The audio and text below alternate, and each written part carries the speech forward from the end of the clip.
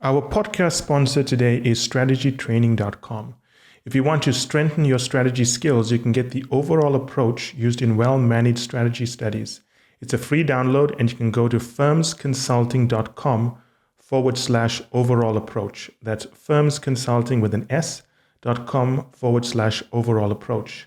And if you're looking to advance your career and need to update your resume, you can get a McKinsey and BCG winning resume template as a free download at www.firmsconsulting.com/resume PDF. That's www.firmsconsulting.com/resume PDF. So I was in a call with a candidate a few days ago, and he asked me, what are the biggest misconceptions candidates have about consulting firms, about the interview process, right?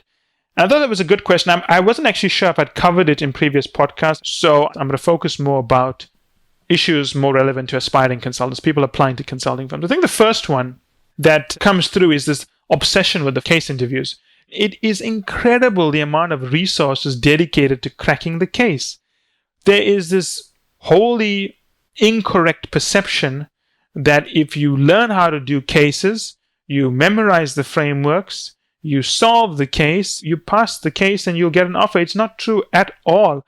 I've actually hired a lot of people who failed the case because I thought that they were accomplished, communicated well, they had charisma, they had presence, and I felt that, sure, they made a few mistakes, but they could be taught what to do. So I think the first misconception is this obsession with cracking the case, and I can even drill down even further there. The obsession with cracking the case is a misconception about even what the case is. People assume the case is wholly numeric, quantitative, hypotheses. People just ignore communication.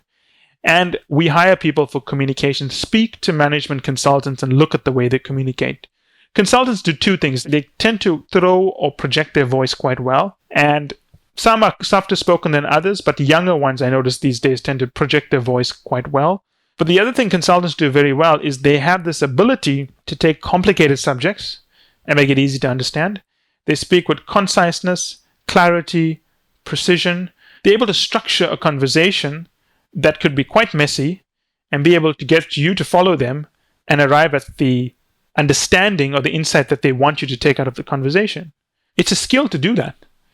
It takes a lot of effort, a lot of preparation, and a lot of diligent, purposeful practice to get to that point. And more than anything else, you need to have this ability to project confidence in people when you either do a case with them or you engage them.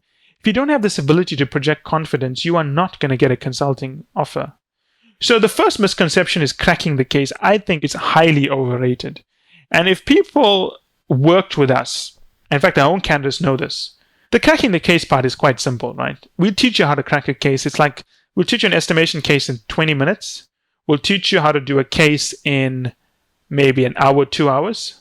And then we teach you how to communicate across all the different kinds of cases you could get, across all the different kinds of interviewer styles you could face, across all the kinds of different booby traps laid in the case. And what you realize is that it's very hard to explain this until you see it in action.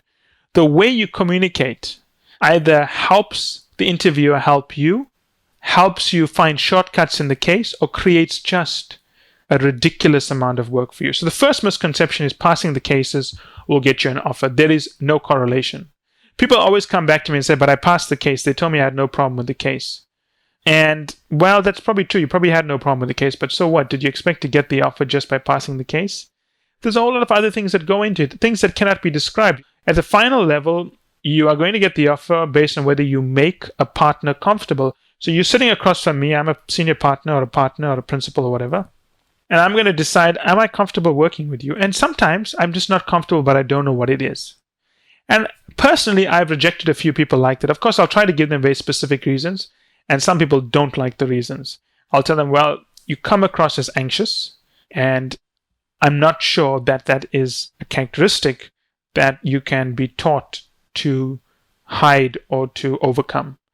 People don't like that. They'll say, I'm not anxious. And what happened is that consulting firms have stopped giving that kind of feedback. They tend to revert to giving feedback like the case could have been better because it's tangible. And it's the fault not of the consulting firms, it's the fault of candidates. They only want to get feedback on tangible things, which means that all feedback is tangible. And the really intangible parts on communication, poise, confidence, charisma, presence, which are undeniably important, if not more important than the case, don't get enough attention. Even if you read books on consulting. I mean, I think Case in Point is one of the books, right? Everything's about cracking the cases. I'm like 13 frameworks. Memorize the frameworks and you'll get in. That's not the way it works. Consulting partner would tell you that. That's the first misconception. The second one, which I believe very strongly in, and I can prove it. When you get into an MBA or when you get into undergraduate, do not give a damn about case competitions. Ignore it. Just put it aside and forget about it. You do not impress anyone by winning a case competition. Every year we get candidates telling me, should I get into the case competition? Is it going to help me? And I tell me, look, it doesn't help you at all. The point is, a case competition doesn't measure the skills that is looked for in a case interview. I know it sounds bizarre, but the reality is that you need to find me people who won the case competition who get case offers. And I could say that even with our candidates, not a single one. Not a single one of our candidates who got offers at McKinsey, Bain, BCG, and Roland Berger won a case competition. Some of them finished like almost dead last. Because the reality is very simple. In a real case, they are testing your real-time thinking, right? In a case interview. In a case competition, you're working with a group. There's all kinds of group dynamics going on there, right? Automatically, we don't know who's doing what kind of work. The second one is it's scripted. The second one is we're not seeing your real thinking. The point is it's so contrived. It's so far removed from isolating your individual competence that there is no way in hell any consulting firm worth its salt is going to use a case competition as an opportunity to hire anyone. The best I've seen is Roland Berger for the IESC case competition offered the winners internships. But again, that's offered them internships. What's an intern? It's an option, right? So it's a financial option. They're basically paying you an internship salary, which is the cost of the option. And at the end of the internship, they have the opportunity, but not the obligation, to make you a full-time offer. So at the most, consulting cases provide consulting firms a financial option on your career. That's not very promising. And if you think about the effort that goes into these consulting cases, the amount of sleepless nights, the amount of travel, the amount of panels you have to put together, it's worthless. So just forget about it. If you get an opportunity to do a case competition, and this is the only criteria I have, if you know nothing about consulting and you want to get some exposure to consulting, case competitions could help you there.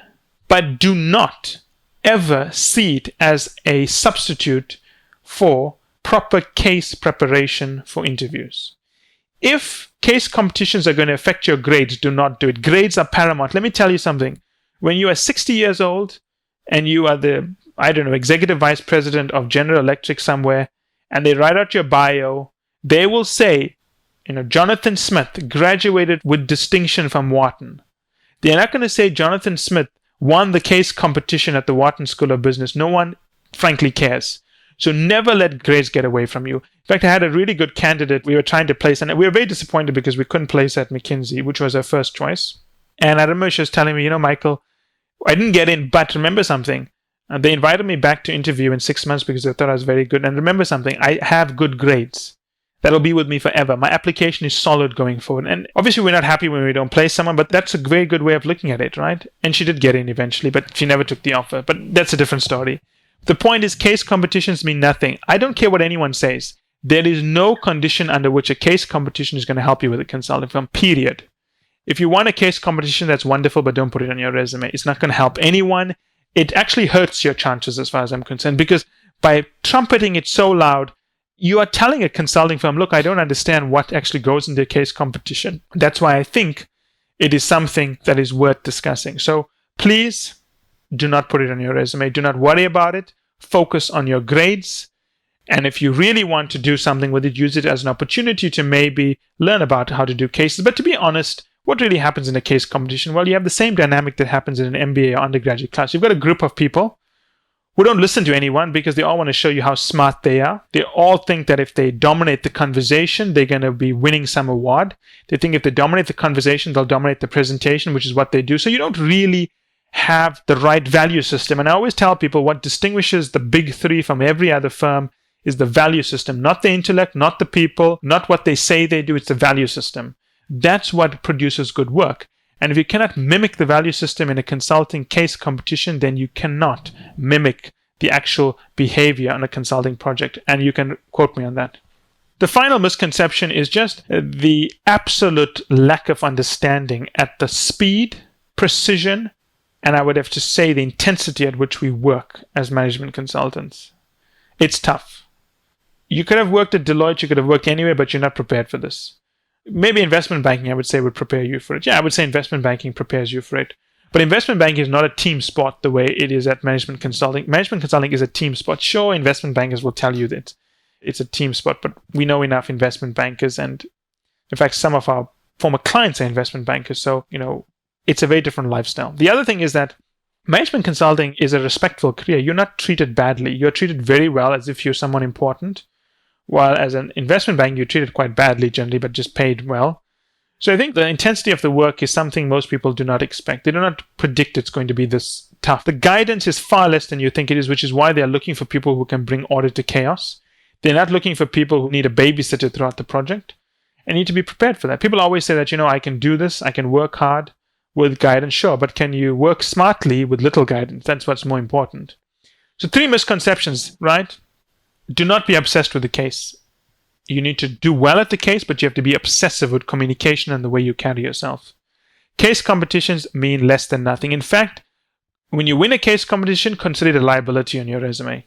The intensity of which you will be expected to work as a management consultant is just mind-shattering, in my opinion, and you have to be prepared for it. I struggled when I joined, and I think just about everyone that I know who joined consulting firms struggled. In fact, everyone I know struggled initially, but you eventually, adjust and you move forward. So the key thing here is that beware of these 3 misconceptions, right? And make sure you allocate your time effectively across them. As we wrap up, today's podcast is sponsored by strategytraining.com. If you want to strengthen your strategy skills, you can get the overall approach used in well-managed strategy studies as a free download. Go to firmsconsulting.com/overall approach. And if you're looking to advance your career and need to update your resume, you can get a McKinsey and BCG winning resume template example as a free download at www.firmsconsulting.com/resume PDF.